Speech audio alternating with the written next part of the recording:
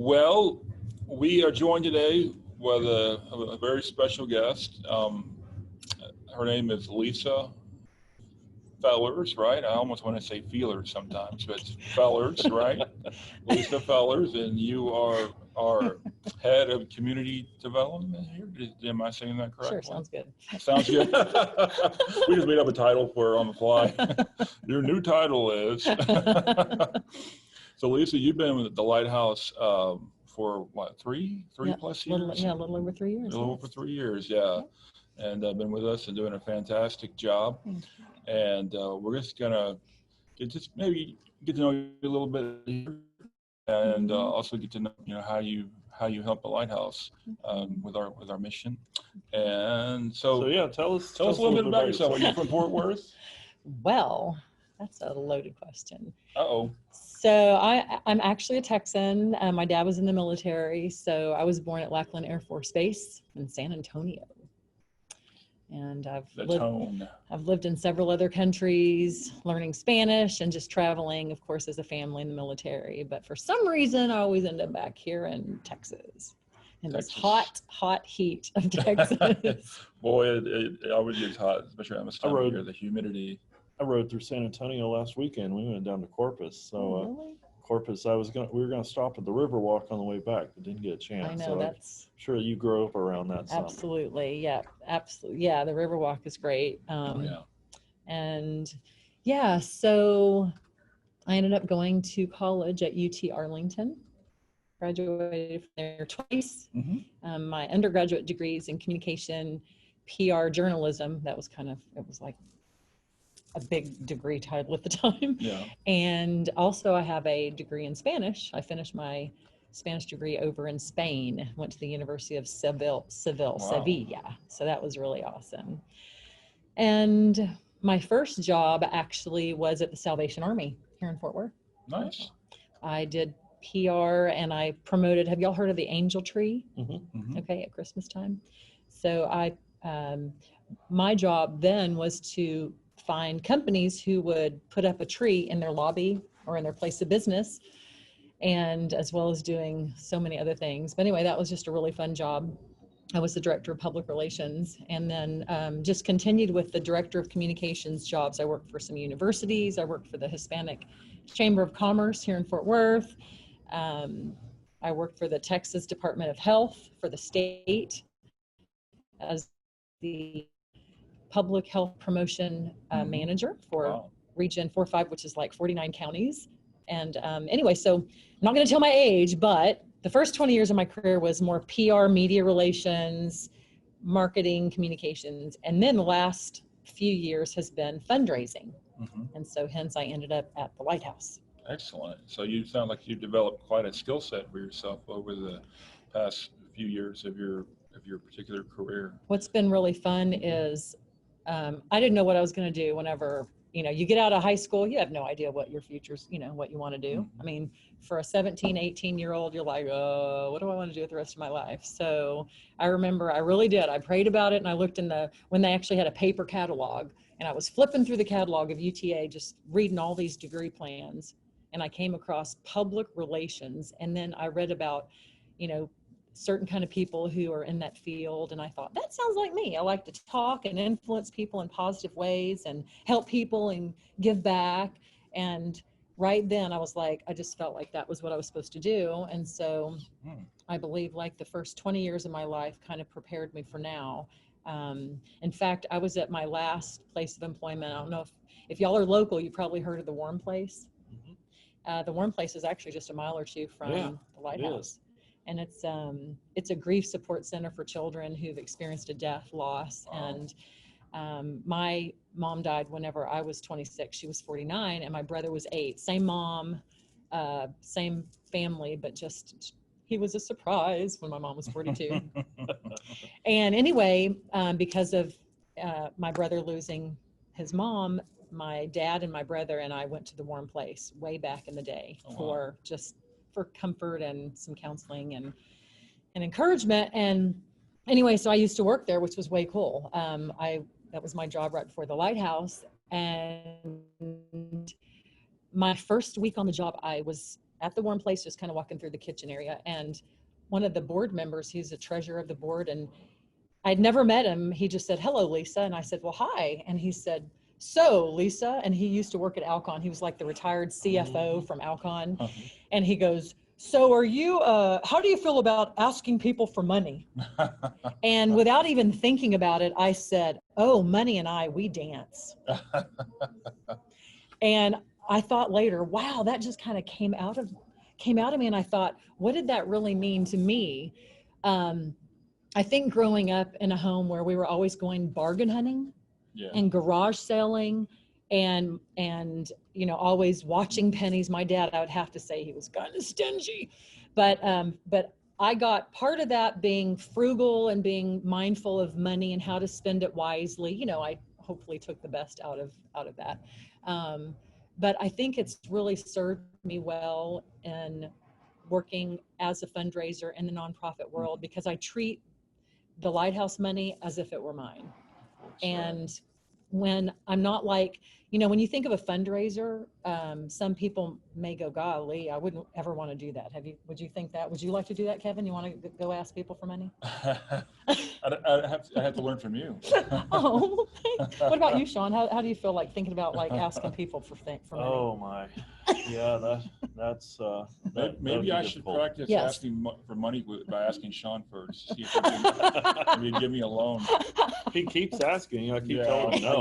No. See, y'all are practicing the art of fundraising. But I kind of classify myself as what I'm not. I'm not a pickpocket. I don't want someone to be uncomfortable, like when I'm asking them for something. I kind of see myself as like the Mother Teresa type, where she's doing something on behalf, just to help people. She's kind of like the conduit or like the facilitator. So I feel like I'm able to secure funding, and it just passes right through me and it goes to help other people. Yeah. In fact, client services, here at the Lighthouse, we have an industrial operation where we employ the blind and visually impaired. And then we have the client services where they reach and teach and talk to and help the blind population at large. So they've got a lot on their plate. And I think we know a little bit about that, Kevin. We exactly some experience with that. And so y'all have, I'll frequently, people ask, I think from the last session, someone said, "Where does the money go?" Okay, so let's just start with right here where we're seated. Seated. Seated. Right. We are in what we call the ATEC, which is the Assistive Technology Evaluation Center. And so when I got here in 2017, and I told you I used to work at the Warm Place, so I wrote grants as one of my jobs, and I'll talk about other things that I do. I secured money through a specific foundation called the Morris Foundation here locally. And so when I got here in 2017, I asked Platt, after looking at the donor records, I was like, "We've never received money from the Morris Foundation?" He said, "Oh, I don't believe so." And I was like, oh my goodness. So in 2017, I reached out to this foundation and told them what we did and set up what we call a site visit, meaning to bring somebody on site and give them a tour and tell them all the things that we're doing. And that started the relationship, and that's what we call development, where we're developing relationships. It's not just saying, "Hey," I didn't call them and go, "Hey, we need blah, blah, blah, thousands of dollars. Can you give it to us?" I just start by introducing myself and saying, "Have you heard about the Lighthouse for the Blind?" Do you know, and just kind of sing what they know, what they don't know, and then how I can introduce them to the Lighthouse and to us, to people who actually work here and every day and really make a difference in the community. And so that was 2017. And this year, okay, that's 17, 18, 19, 20. 3 years later, we just secured a $75,000 grant from the Morris Foundation to fund all the equipment in this center. And there's, really the ATEC has been, and it was a team effort. It was a team effort, but it's been thought and a wish for a long time, even before I came on board in 2015, and we've come a long way. So hopefully in future Zooms, we're gonna showcase this room more. It's almost somewhat surreal to me that we're here now and we're seeing everything now having come to fruition. That that you're, courtesy of your efforts, in large part, that that this now is not just some kind of abstract idea, but it's actually it's a reality. I love that. That's actually part of my passion, is seeing something, seeing the fruit of your labor, right? I mean, I couldn't have one of those jobs where it takes 5 years to see something happen. Some people work on like a vaccine for Corona. I mean, they're working on it for months and days and focusing on, and if there are, I mean, I'm sure they're making progress and seeing small, steps, but man, it's really cool in development fundraising, where you get to meet people. And I just love people, and I love tapping into their passion and their heart. And my biggest joy and also my biggest challenge is connecting the people that I meet to the Lighthouse. And y'all have probably heard me say this before. I mean, I've worked my whole life in nonprofit, as I'd mentioned. And the biggest challenge that I have found with this particular nonprofit is a lot of people don't have a personal connection or knowledge of someone who is blind or visually impaired. Okay. In fact, I'll tell the story. Whenever I got here, I didn't know what I could say or what I couldn't say. I didn't want to offend anybody. I personally have never known anyone who, who's had any type of visual condition. And so my first week on the job, so three things happened. One is I asked our administrative assistant, I said, hey, how do I get my email on my iPhone? And they said, well, just talk to Sean. He's our like our IT guy. I was like, okay. So here Sean comes in my office. He stands right in front of my desk and he says, give me your phone. And I was like, okay. And obviously I could tell he was blind. And so as he started, I didn't know what it was at the time. All I heard was, and he was listening, and he had this what I called an accordion around his neck. And I'm like, okay. And he was like, and then he gave it back. He goes, well, there you go. And I went, there you go. I was so impressed. And I was like, you have got to be kidding me. And I thought, man, this could be an Apple commercial. Like Sean could be like on a freaking Apple commercial, like where they're promoting, just so many things. I mean, the visually impaired, the voiceover capabilities, just everything. I was like, you've got to be kidding. And that, honestly, Sean, that resonated with me. That I've told that more than once because that was so cool. Because as a lot of people have perceptions of blind and visually impaired, what they can or cannot do, right? Right. And so then in comes Josie. I don't know if y'all know Josie, but Josie. Josie was on last week. Yeah, she was. Was she? Oh my gosh. Yeah. So Josie takes all these phone calls from all these people and she encourages them and gives them resources. I call her our referral network. She is the referral network. Encouragement machine. Yes. And so she walked in knowing now that y'all know Josie, she walked straight up to my desk and she had glasses on. Okay. And she said, well, hello, nice to meet you. And I looked at her and I was like, I don't want to offend you, but are you blind? And she said, yes. And I was like, so I had a long way to go before I became educated as to what being blind and visually impaired really meant. Okay. And now perhaps you understand it more as kind of a spectrum. Yeah, it's totally a spectrum. It's not, you can either be totally blind, as someone said, chocolate blind, like where you can't see anything. I think they just like chocolate and they were I've never heard that one. Or, add that to my repertoire. or where, you just have certain visual acuities. And then, okay, so literally this happened. First day on the job, after I see everybody walking around with the white canes, and again, I'd never been exposed to this world or community at all. I went downtown Fort Worth, drove through downtown, and there's so many lights. I ended up stopping it. I think every light was timed red, right? Yeah. And I kid you not, I saw a guy with a white cane, and I felt like I knew him.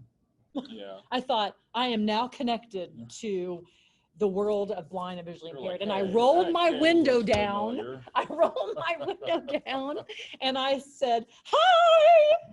And the guy, like trying to figure out who, what, when, the voice. And then I was like, just smiling. I was like, oh my gosh. It's okay, because everybody thinks that we know one another as it is. So. Yeah.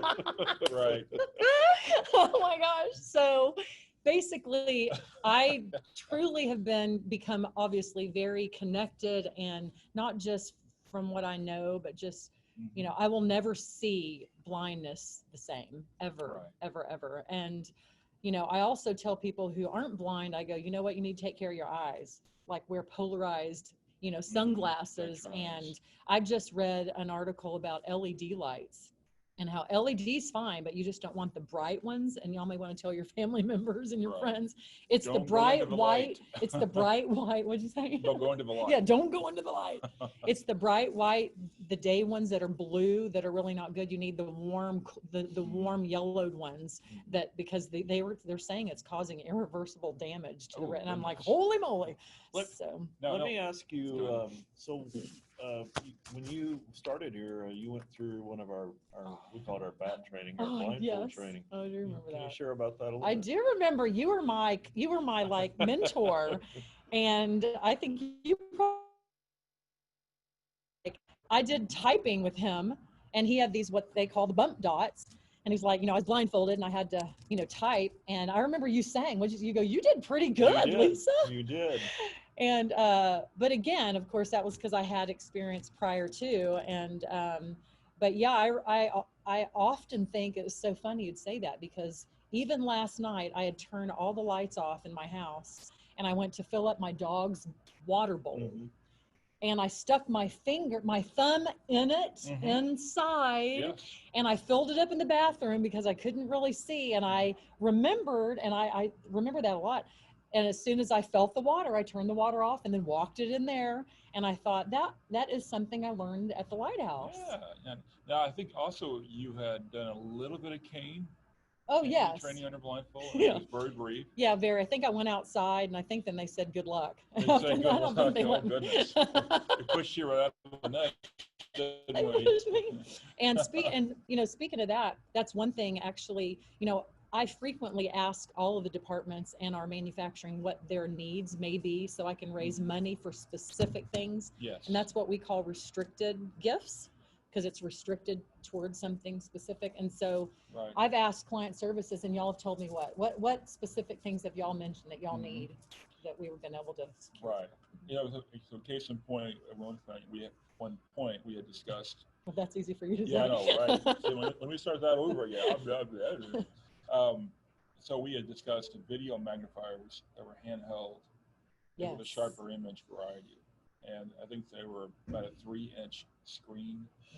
They had magnification capabilities, which help a lot of our clients to spot read their mail or read sold prices. So they're really, really integral to people's lives to help them access print. So you had helped with that fundraising effort. Yes. There was the canes. We've got canes for people. The canes. We have the Wayne's Way. Yes. Which actually goes back to Wayne Not Pound. confused with Wayne's World. It's very different. Yeah, and the tips, like different types of tips. So I guess when people come to the Lighthouse, and if they believe that there's a need there, which I believe most everyone who's blind or visually impaired, is definitely qualified to get a cane. I mean, my goodness.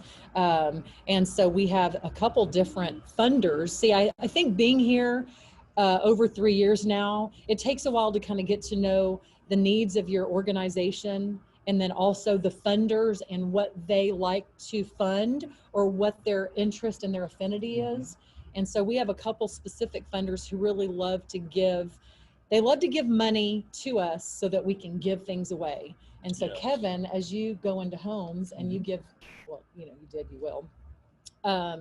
Kevin's able with independent living to give away all these things that we get. Like I'll say, he'll get talking watches. He'll say, let's do talking watches, and let's do large print calendars, writing guides, all that. And he gets to be a blessing to them and give and leave them behind kind of those gifts. And with the O&M, like they give the canes and the tips away. And then of course, like we mentioned, the ATEC. And so, yeah. So, yeah.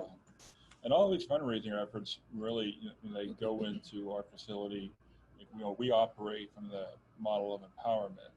And so the more tools and techniques that we have at our disposal to provide the community, I feel the more that we're improving the quality of the lives of folks who are blind or visually impaired, within the community.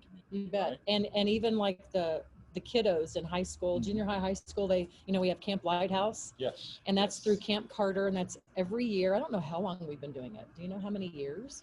It's been about, it's been around, I think around 2010 is when it started. Okay, wow. And it's through the Camp Carter, and then apparently, like, we have, the kids are at the same camp, but then they have specialized trainings based on the blind and visually impaired. Yeah, that's a camp we do in partnership with the YMCA Camp Carter. And so the kids get to come for the regular camp experience, going camping, fishing, swimming, horseback riding, all kinds of stuff during the day. And then they have a tech element where they meet with us. And actually, it works out good because they come to us from about 2 to 4, which is the hottest part of the day. Yeah, so they're probably like, man, it was great. We come in the air conditioner. So. And by that time, they're all kind of tired, so we don't have to worry about them, I know, right? Of course, the other problem is they want to fall asleep. They don't fall asleep. Well, Sean and I have to be really entertaining for that to happen. That's right. They have been. Every year, y'all like come up with a new theme, and then I say, hey, what is your wish list of how you want to keep them entertained, and also train them on some things they may not know, educate them, and then also give them some things that will be helpful, in their life. And so, I'm able. In fact, one year we did, we were calling them blind survival packs. Oh yeah, and this is cool. They were backpacks that were filled with a whole variety of technology and tools. Like jam-packed, like this Jam-packed. huge. And it was a Swiss, what's the name of that backpack that was so cool? Oh, I forgot the name. It was very It's the nice. Switzerland backpack that's, got all the pockets, and it's really heavy duty. Right. And we actually had some visually impaired participants who were transitioning to college, and that pack really helped them to, get set up. I think included in that, there was a George Foreman grill. Yes. If they were going to live in an apartment, they could, grill something, make some food, or they had bump dots or talking watches, or just a whole assortment, right, Sean? There was a ton of stuff. And didn't y'all do like a Cooking Without Looking class at camp with the George Foreman grill? Correct. Like way cool stuff. So again, thanks to our donors, and kind of going back to my point earlier about this mission, because people don't really have a connection. People give to what they're connected to. So all of you who are listening and watching out there, think about it. Like, where do you give your time, treasure, and talent? You're going to give it to people that you believe in, that you trust, that they're going to steward and put your money exactly where you say that, or what, going toward whatever you say. And so, yeah, so since people have limited connection and relationship with those who are blind and visually impaired, it's been really challenging to actually raise dollars from individuals, just overall. I'm not saying people don't want to. We're on their list, but they've got to prioritize who they give their money to. They only have a limited amount of money. And so usually, and so anyway, that's one of my jobs, is somehow building a connection and making a connection. And volunteers is one way to do that. In fact, I'm going to mention Les Sulzer here. He's not able to make it today. He felt really bad. He had an appointment, but y'all all know Les, right? He's 88, and it's okay if I share that with you. Okay. He's 88, and he went blind a couple years ago from glaucoma. And but he worked in the railroad transportation business pretty much all his life. And so when he met Lighthouse for the Blind, he was so grateful to Kevin and Sean and all the folks that had helped him. he wanted to give back. So he made a presentation, I believe, at his church through a Sunday school. And then some other venues he was telling his friends about the Lighthouse. And he really thought, you know, I want to financially see what I can do. And so Kevin introduced him to me. And so we started talking about a specific need, which was really interesting because our manufacturing operation, they need a box truck, and we call them Bobby the Box Tail truck. So we, last year, at the end of the year, I asked for a few of our vendors, you know, we buy supplies, foam and boxes and all this stuff. And I asked some vendors if they would participate and actually help fund and what we call underwrite this Bobby the Box truck. And we needed about, you know, $35,000 to $50,000. It just depends on if it was used or new. So when I found out from Wes that he was in transportation and railroad, I was like, hey, maybe you can help us get a box, Bobby the box truck. And he goes, yeah, that would be great. And so I have been communicating with him, I think, ever since. I'll talk to him at least once, twice, email a week. He really has a heart to help us. This is so funny, y'all. He goes, I think Jerry Jones needs to hear about this, because if Jerry can, you know, do what he's been doing with the resources, I have no doubt. Lisa, if you can find his email, I'd love to email him. And I was like, I would love to get his email. Yes, absolutely. Right. And so after he gave me homework assignments and gave me things to do, which is great. And I did a little research, and the Dallas Cowboys, of course, Jerry Jones is our Dallas Cowboys general manager. And the foundation is where most of the money comes from. And they give it to sports, you know, youth sports and sports teams, which relate, of course, to the Dallas Cowboy football team. So it kind of knocked us out, because every foundation has priorities, or what they call eligibility requirements, meaning whoever created the foundation, let's just say it was your mom and dad and they passed away and they created a foundation. Well, you want to do what would honor your parents and what they would like. Well, anyway, so needless to say, I told Les, I said, hey man, the foundation, the Cowboys Foundation isn't, you know, we don't qualify, and I'm not able to get Jerry Jones's email.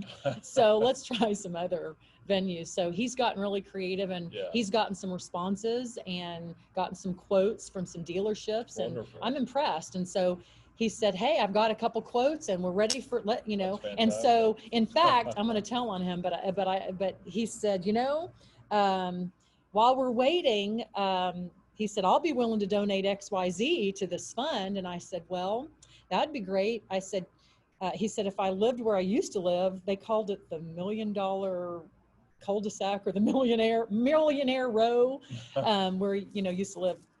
And he said, I could have walked to my neighbors and asked them to contribute. So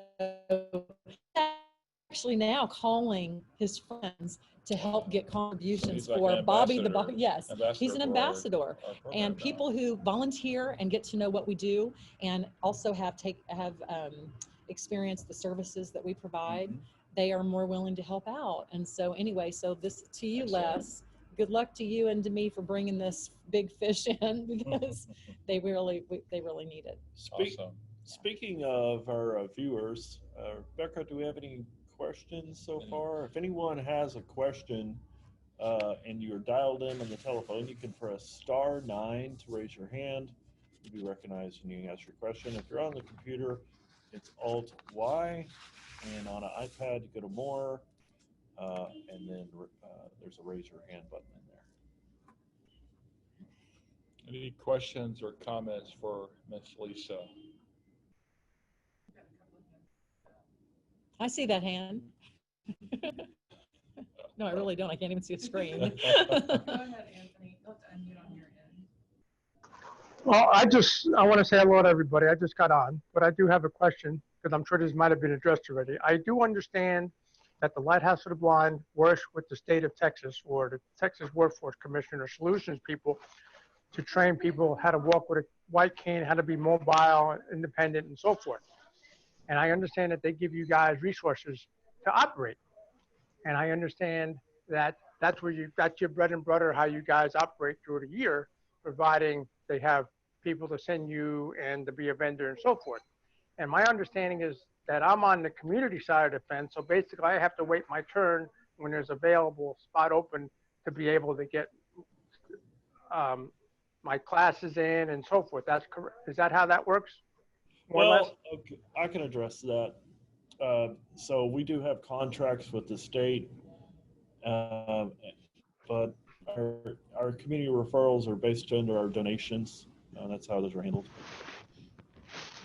Lisa, do you Okay, have so with that said, like somebody like myself any- who has to wait my turn, which I have no problem with, because I understand how the date you have to start and the date where you have to complete. But somebody in like my situation, am I able to contribute to the cause if I wanted to? Are you asking, can you make a donation if you choose to? Yes, yes. Yeah. Yes. I think that would be an affirmative. Oh, well, absolutely. I'm sorry. We were trying to follow exactly where you were going with that. Right. Oh, yeah. Right. Because I know it's a two-way, it's a two-part question in a sense. Oh, you're talking about it.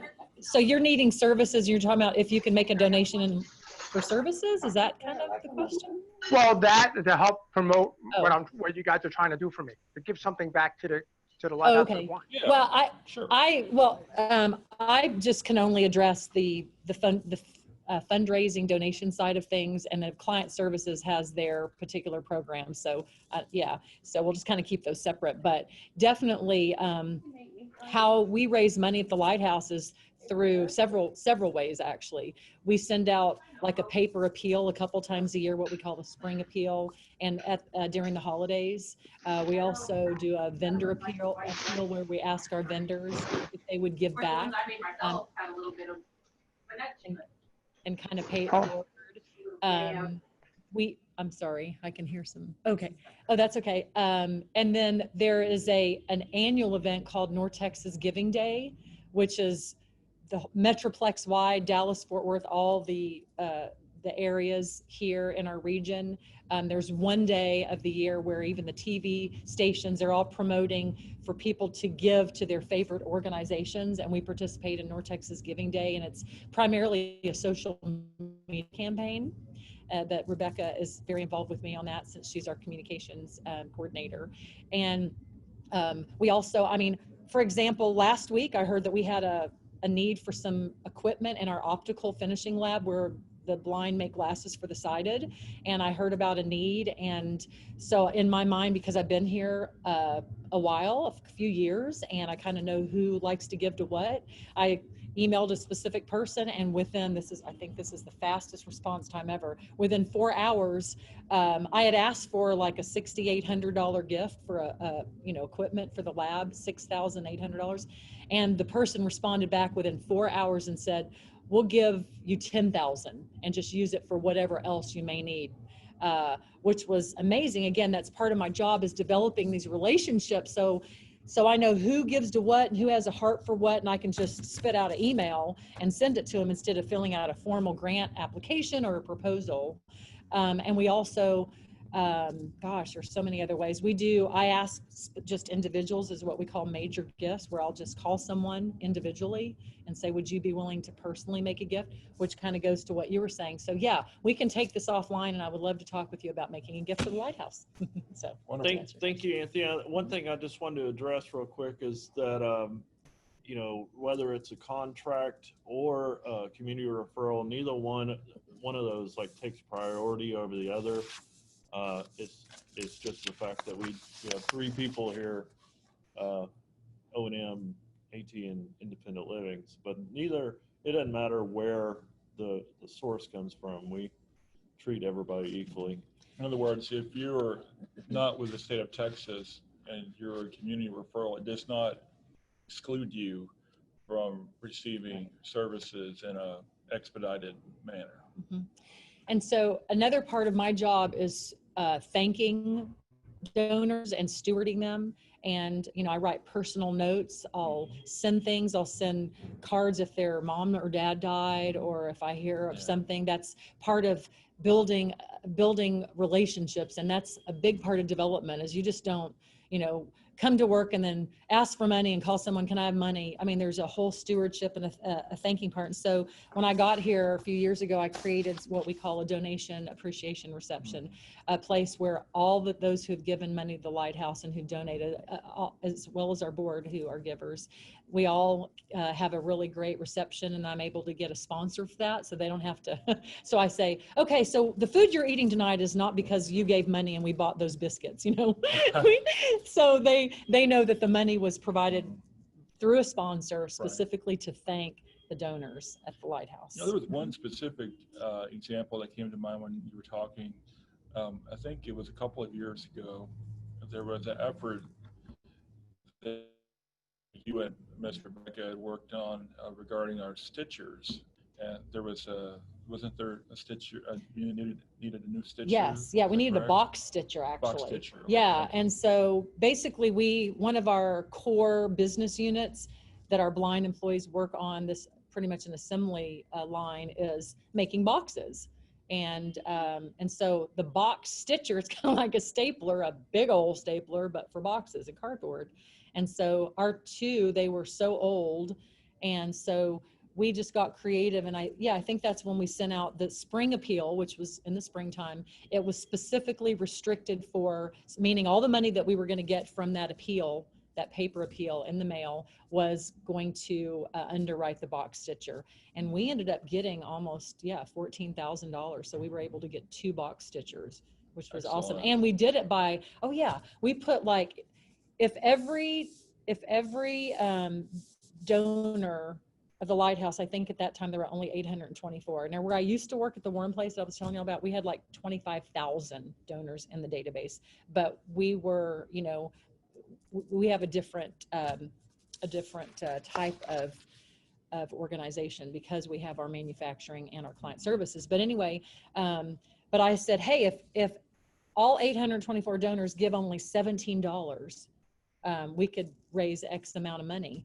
And we got a lot of people who had never even given to the Lighthouse. They're like, I can give $17. Yeah. And who, right. And so that was just another way for us to just start cultivating and just getting to know new folks, and in a way that they felt like they could really help specifically towards something in an amount that was comfortable for their budget. Right. And in that instance, having the box stitcher really helps to maintain our operations here. Completely. And also to help maintain employment for individuals who are blind, because as some of you may or may not know, one of our bigger revenue generators is making boxes and paper, correct? Yeah, for years and years and years. Yes. Yeah, the core mission of the Lighthouse is actually to employ the blind. And we started back in 1935, interestingly, during the Great Depression, similar to kind of what's been going on now, where all these people have lost jobs. Yeah. And it was Willie Faye Lewis back in 35. She met her husband at when was it in Austin? It was called the Commission for the Blind, way back in the day, through the state. She met her husband, who was also blind. So the founders of the Lighthouse were both blind. Right. Okay. Right. And they're both deceased, but their daughter, Ann Allen, she's very involved with the Lighthouse, and she carries the torch. And so Willie Faye, she was sent up from Austin, and they said, just go help find and create jobs for the blind. It's hard enough for people who are sighted during the Great Depression now to get jobs. So help them. So she found 6 blind or visually impaired folks and was able to rent a part of a house or something. And they started caning chairs, making, like sewing chairs, making mops with string, putting them together with their hands. They did a lot of stuff back in the day. Yeah. And we still carry on our core mission of employing the blind. Have you heard the interview with Willie Faye? I don't think I have. I'll have to get you. I'd love that. I have a recording of the interview with her. Really? It's really awesome. She goes through the whole history. Oh my gosh. I've read articles. If we couldn't include that as part of one of our emails in the future to our clients. Or on or YouTube. Yeah, that would be awesome. Wow, that'd be great. We'll discuss that later, perhaps. So I think I'm just trying to look at my notes real quick. And then probably the last thing is, which just happened, the Colonial. So there's a Pga Tour every year that comes through Fort Worth at the Colonial Country Club, and our CEO and president is very involved. He's on the board there. And they have a nonprofit program whereby 33 organizations in our community receive monies, kind of bonus funds through this tournament. And so it's called Birdies for Charity. So that's real exciting. And that just wrapped up. They actually hosted it without spectators, which is the first ever. They've never had this huge invitational without people there. But anyway, I heard it went really well, albeit being very hot. But we're very grateful to be part of the Birdies for Charity event. So there you go. Awesome. So any more questions? Any questions or comments out there? Anthony, I noticed you raised your hand again. Did you have something else to say? I have a comment and I do have a question. The question is, do you take donations for the annual White Cane Recognition Day? And other than if we're going to have that this year, considering the situation that we're at hand. White Cane Day is actually separate from the Lighthouse for the Yeah. Blind. Thank That's you. a separate committee. It's not our event.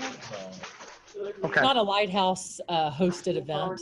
We participate. So, but I'm sure they would definitely welcome a donation. Absolutely. And Sean and Kevin can get you in touch with the contacts on that. And hopefully get involved with that, with the American Council for the Blind Fort Worth division. I think they're going to be involved with it, and I'm not sure if the National Federation Fort Worth chapter is, but I'm trying to participate in that because I found that when I went last year, there was a win-win for everybody, and I want to try to get back what I can do. The other thing, Sean, I had sent you a text message over the weekend regarding two things. One was Sam from the Blind Life YouTube channel. He Yeah, I had saw posted two things this weekend. One was for the assisted technology is going to be doing a convention this coming October, and they're looking for donations and so forth to help people get involved or have no idea what assistive technology is, and I figured you would like that. The other thing is, he was also brought up on the other one, which is about 20 minutes or so long. I guess Windows 10 had created an update on their accessibility software, that there's a lot of new tools and so forth, which when I watched it, I want to put Windows 10 because I think it's a win-win for everybody. Yeah, definitely. In fact, the 4 computers I have here in the ATEC Center, I've been updating, and it's a long process, but definitely more things to do.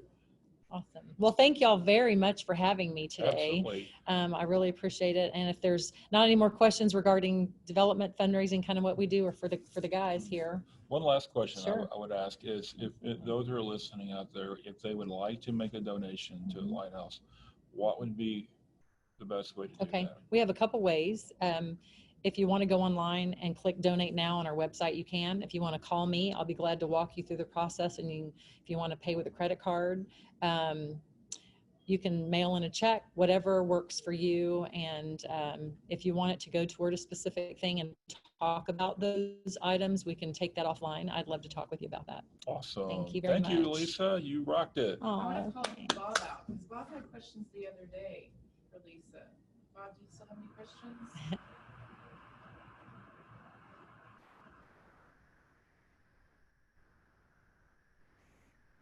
Kevin, you might repeat that, I don't know. Excuse me? You might repeat that, I don't know if they can hear me from over here. Bob, if you're listening out there, my friend, you had mentioned in a previous meeting about fundraising. Did you have any specific questions for Miss Lisa before we wrap up here? Oh, I think it's pretty much covered. Okay. My question was, how well is the Lighthouse funded, and what are donations used for?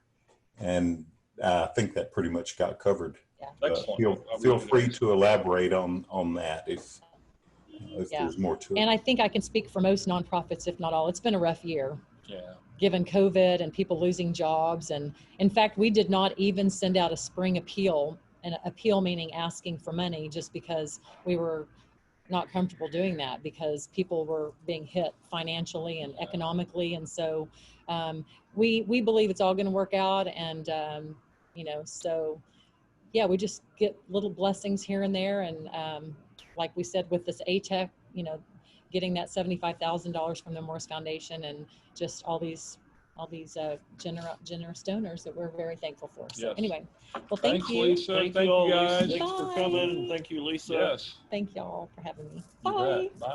Bye. Yes, you mentioned that $75,000 from the Oh, Morris Foundation, and my immediate thought was it sure won't take long to spend that on adaptive technology. When you come see everything in here, Bob, you'll definitely agree on that. I exactly. keep thinking now when I hear the name Bob, I think about Bob the box. Bobby the box, Bobby the box. bobtail truck. Yeah, that's right. If y'all want to make donations to Bobby the boxtail truck, just let me know. Can you touch on Thanksgiving Day last year? Oh, yeah. In fact, yeah, North Texas Giving Day, which again takes place in September. Last year, we had a new record high of bringing in $12,465, which was huge. And it was to a program called the CCTV Loaner Program. We've got like over 143 CCTVs that we have either purchased or generous donors have purchased on behalf of the Lighthouse to loan out to folks who need them. Absolutely. And so we take them to their homes and then we go pick them up, or some of the family members will sometime bring them back, but it's a loaner program. And so people were so responsive last year. I think those machines, we tried to get the best state-of-the-art machines, Absolutely. so they don't Yes. break down, especially if you're going to use them and then loan them again. And Use then, them every day you for don't something. want to have Yes. like the bottom, You don't want the clunkers. you don't want the clunkers, yes, Kevin says. So I think those were at least 3,000 or 4,000 a piece. So we were able to increase our CCTV inventory Yeah. because of North Texas Giving Day. So if y'all want to wait to give until September, I believe it's September the 19th this year, North Texas Giving Day. And if you go, online, those funds will be matched with bonus dollars. So anyway, y'all, I could talk forever about fundraising, but I think everybody's ready to move on. So We anyway, appreciate No, it. we you're do welcome. appreciate it. Bye, everybody. Thank you so much. It Okay. was very helpful. Thanks.